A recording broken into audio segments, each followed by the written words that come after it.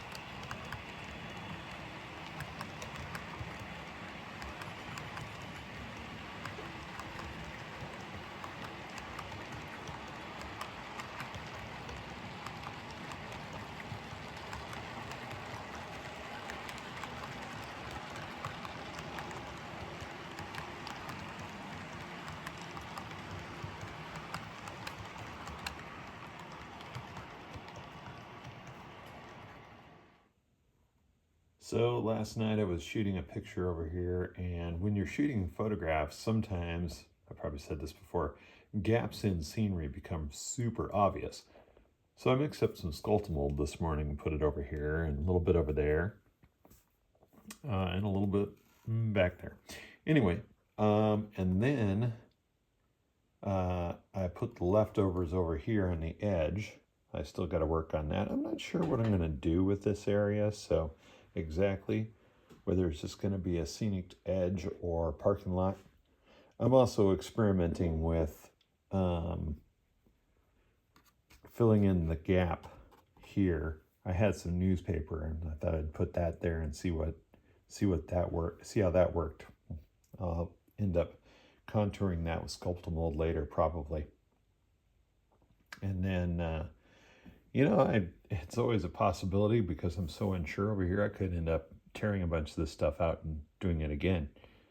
Especially since I don't have a backdrop up there yet. This is just a piece I had left over. And I'm not sure what I'm going to do with the backdrop either. And I'll need to blend some of the scenery into that. So I laid down a little bit of Eileen's tacky glue. Now I've got some matte medium or scenic cement on here. And I'm about to do some static grassing. Okay. I probably should have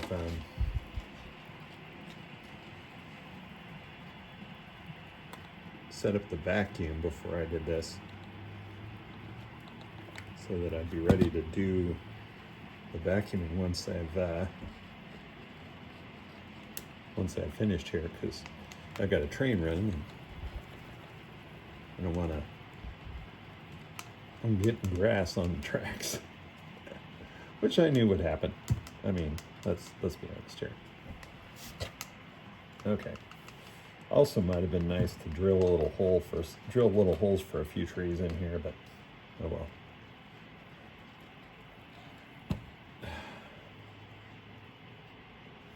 All right. Time to move the pin, as it were. You guys know, if you've done any static grass work, you know these things require a pin so that the static electricity goes through, you know, and does its thing.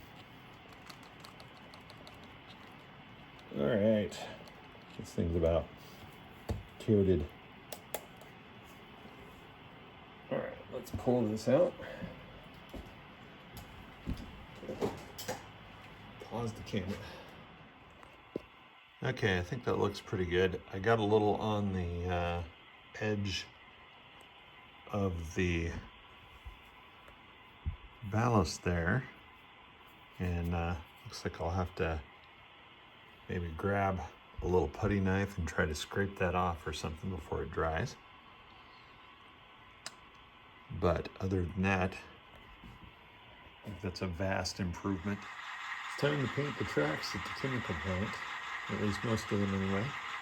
And that means that this little switcher 9277 and its cut of cars need to get out of the way.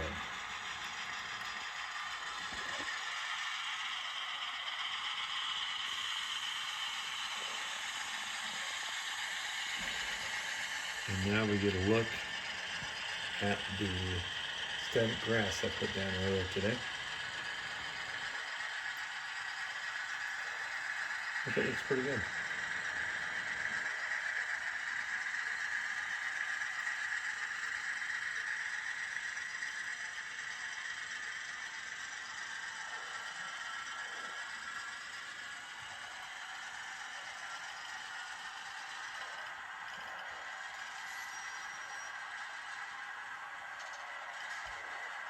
Okay, well, may as well follow it over to the plant.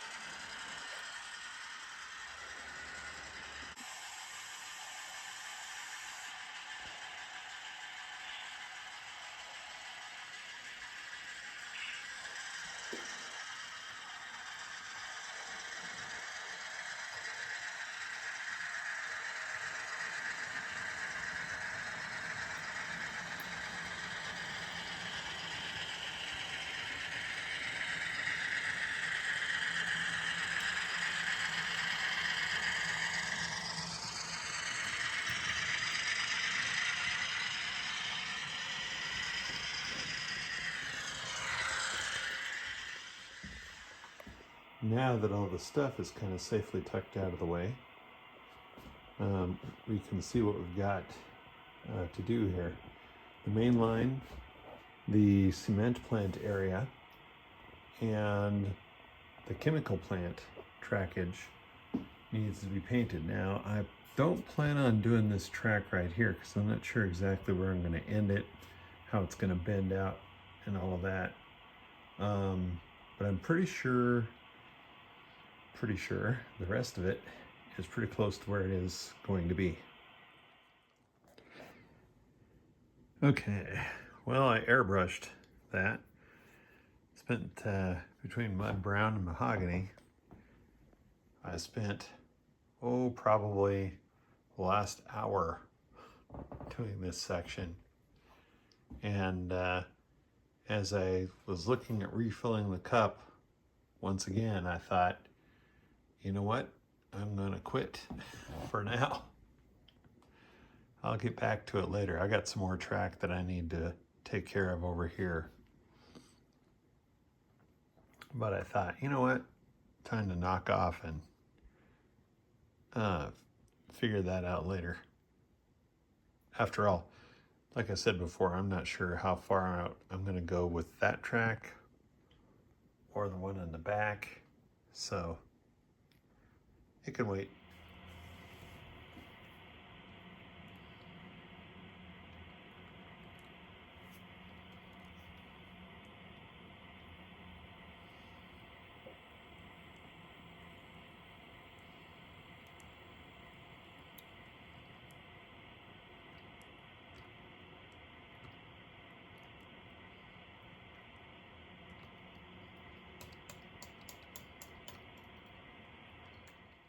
This afternoon I've been painting the turnout ties more so they blend a little bit better, but I still gotta work on that.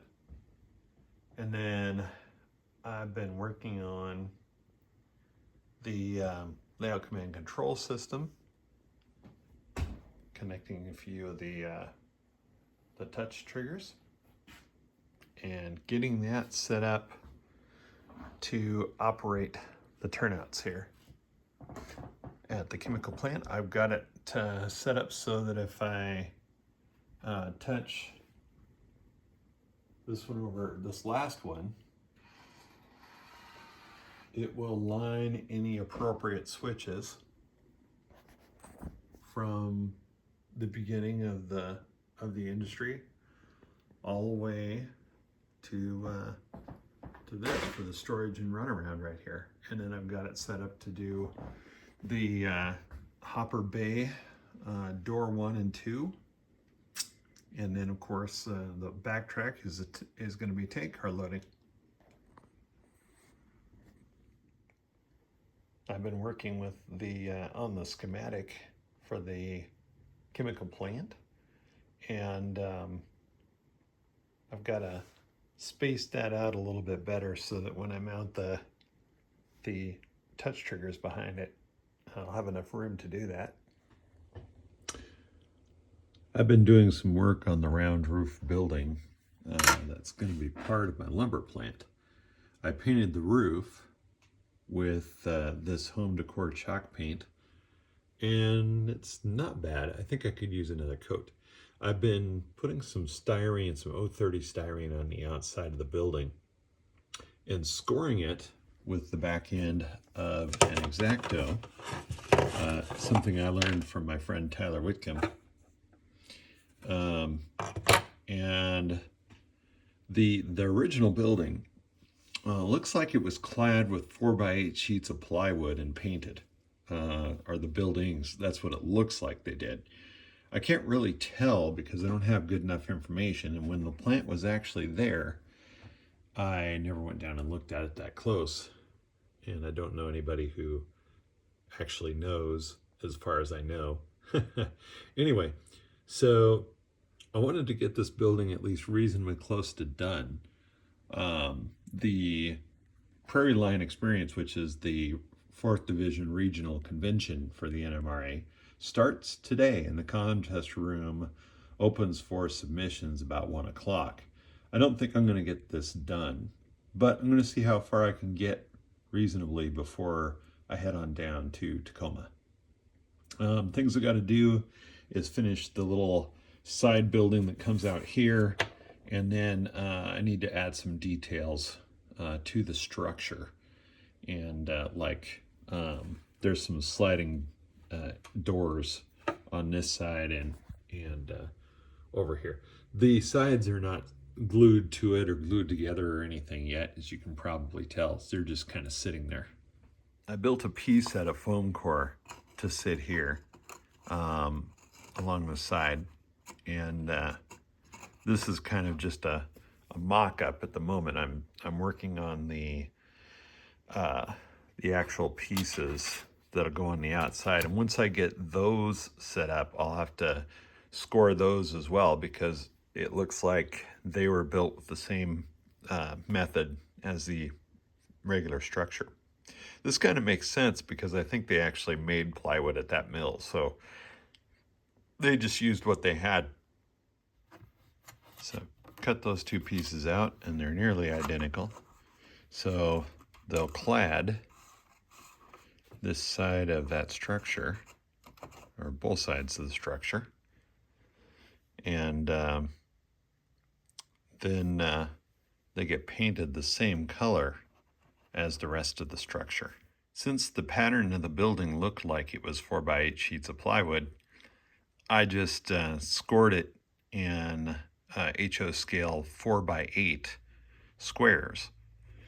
I'm going to do the same thing to the sides here by basically marking 4, 8, 12, and then using that as a guide to score it.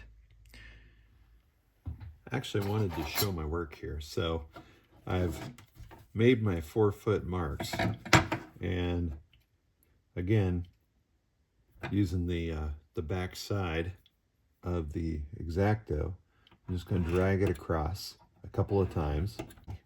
So I need to mark this at 4 and 8. Okay, the reason I'm marking this in 4 foot, even though the plywood will go horizontal, is that as you can see on the structure, they're kind of offset, right? Because that's a kind of a typical brick pattern, if you will. And I'm going to do that on the side too. So first, I've already scored that, so I'm going to go up here with my pencil, since I want to have it laid out before I do the markings on this one, because this is where it's easy to screw up, and if you screw this up, it's not going to look right.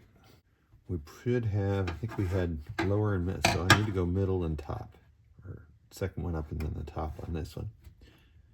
And then I'll show you what it looks like before I actually score it. So now we have this. I can see if you can see that in the camera.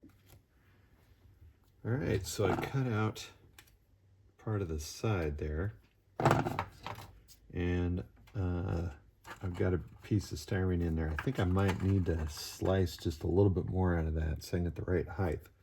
But we're going to take that piece and stick it there, and then we'll have a piece like this that we can stick in here, and that extends a little bit past that, so I'm probably going to have to slice a little bit more off of here. So I need to make the opening a little bit bigger. And then once I've done that, I think I can glue this my little foam core structure piece to the side of the building over there. Okay, I've got the front. I cut it out of the sides, so I didn't have to do all that additional scoring. And then I got this piece, which I'd already partially scored. I'm going to take that and flip it over, and it'll make up part of the roof for that side. So the only piece I have to cut out now is the rear of the building.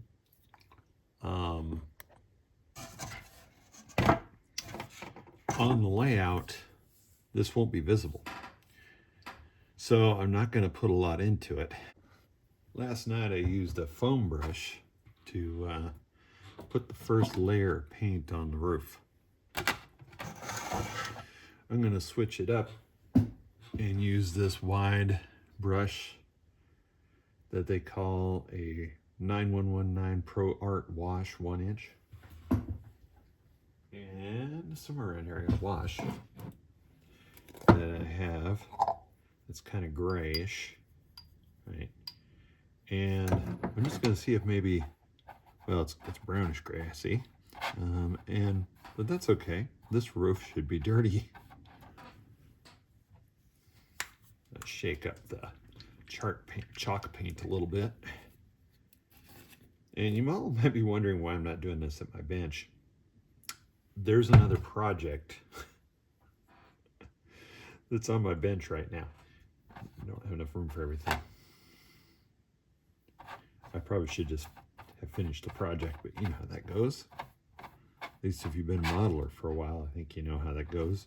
You start one thing, you work on that for a while, you get bored with it, start another thing. Next thing you know, there's no room on your bench to do the next thing. Yeah, you know, what can I say? I'm a human being. All right. On the real structure, there was some detail up near the top on this visible side. And I think it might have been windows, but I don't have any windows that would fit that kind of area. They'd have to be horizontal, and all mine that I have currently are vertical, which is kind of funny because I have quite a few available in my stash. But that seems to be the way it goes. Anyway, so I'm going to use a couple of these vents that are made by Pike Stuff. And at least I'll have something up there. The holes are not quite tall enough. So they're wide enough to fit, but they're not tall enough. So I'm going to have to freehand shave off enough of this to make that work. Yeah. Now what I'm doing is I'm applying light pressure until I work a groove in where I want it, so that my blade isn't as likely to wander.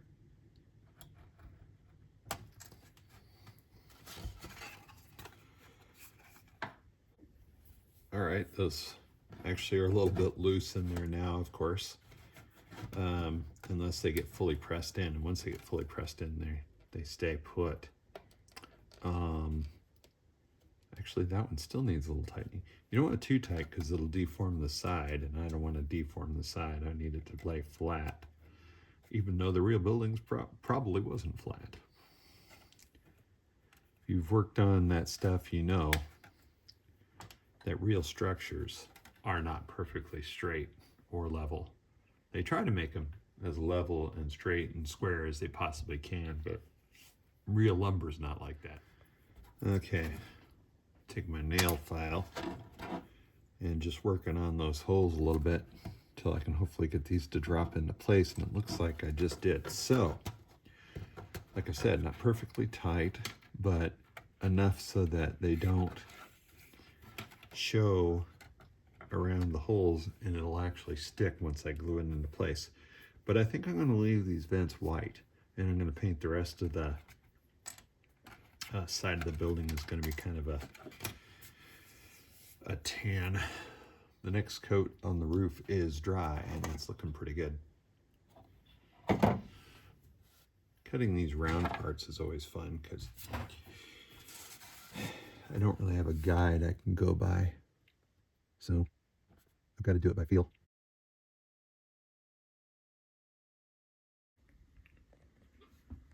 Well, this is where it's at right now.